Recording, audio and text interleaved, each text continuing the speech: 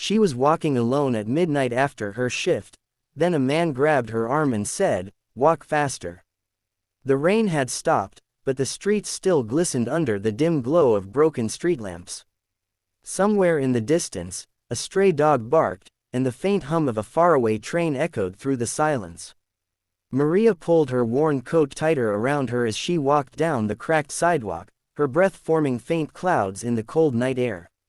She was exhausted, mentally, physically, and in a way she couldn't put into words. Her double shift at the diner had left her feet aching, her shoulders sore, and her mind numb. Midnight walks home had become routine for her, but tonight felt different. The air felt heavier, shadows seemed to stretch longer. And then, out of nowhere, she felt it. A hand, firm, rough, uninvited, wrapping around her arm. A low, urgent voice hissed in her ear, "Walk faster. If you believe in kindness, second chances, and the strength of the human spirit, please take a moment to like, comment, share, and subscribe to Royal Stories.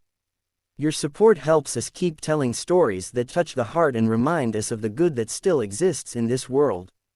Her first instinct was panic. Her pulse thundered in her ears as her mind screamed to run, but the grip on her arm was unyielding. The man's face was partly shadowed by the hood of his jacket, but she caught a glimpse of sharp eyes scanning the street around them, not at her, but behind them. "Don't look back," he said in a low tone.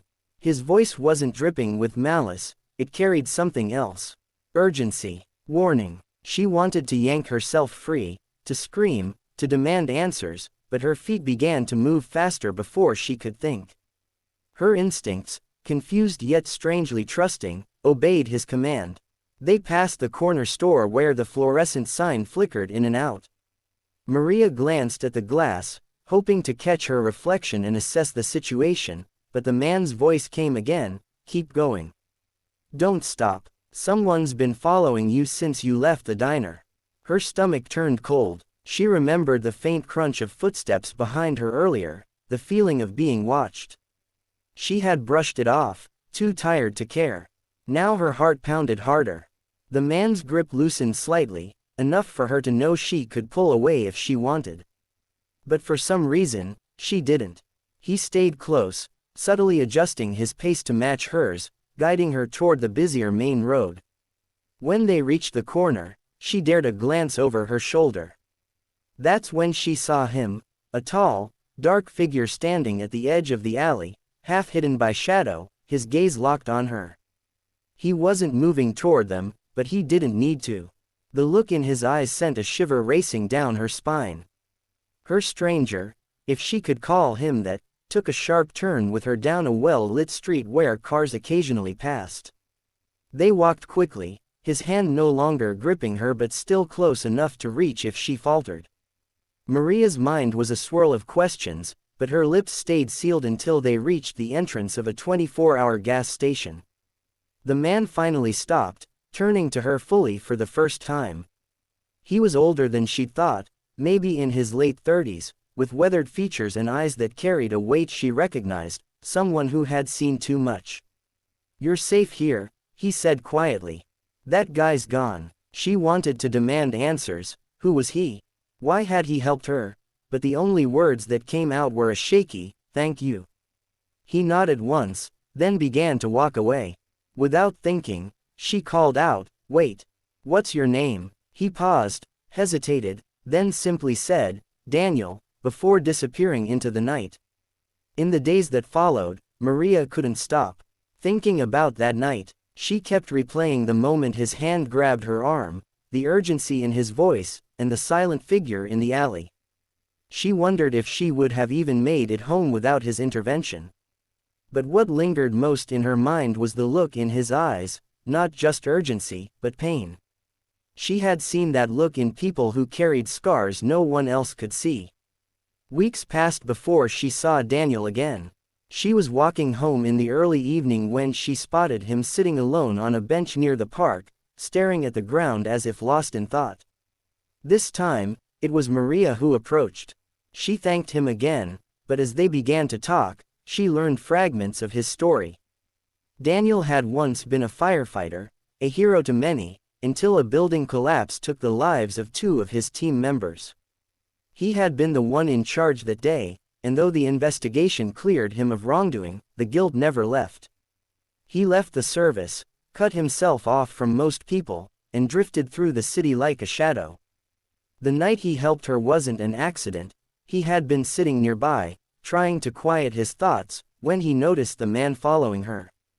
Instinct had taken over. "Maybe I was trying to save someone for once," he said softly. Over time, they developed a quiet friendship. Maria would bring him coffee from the diner after her shift, and in return, he would walk her home when he could. She began to realize that Daniel wasn't just helping her feel safer, he was slowly learning to forgive himself. Their conversations shifted from guarded small talk to vulnerable truths. She told him about her own struggles, how she had moved to the city to escape a home that never felt safe, how she worked long hours just to stay afloat. They became each other's unlikely anchor in a city that often felt too cold and too loud. But life rarely moves in a straight line. One night, as Maria was closing up the diner, the same sense of unease returned. She stepped outside and saw him again, the shadow from that night months ago, leaning casually against a lamppost across the street. This time, Daniel wasn't there. Fear surged through her, but so did something else, resolve. She quickly went back inside, called the police, and gave a detailed description. By the time they arrived, the man was gone, but this time, she wasn't walking home alone. Daniel showed up minutes later, worry etched deep into his features. She realized then how much she had changed. She was no longer the woman who walked home with her head down, praying not to be noticed. She had learned to stand her ground, to call for help, to believe she deserved to be safe. In Daniel, he had learned that saving someone didn't have to erase the past, but it could help build a future. They never called what they had love, but it was something just as rare, trust built from fear, kindness born out of pain. Maria knew that life would always carry shadows, but sometimes, you meet someone who will walk beside you until you reach the light again. If this story touched your heart, please like, share, and subscribe to Royal Stories. Your engagement means more than you know. It keeps these powerful, real feeling stories alive for people who need to hear them. Special request to comment. Tell us in the comments, have you ever met a stranger who changed your life in an unexpected way? Your story might inspire someone else to believe in kindness again.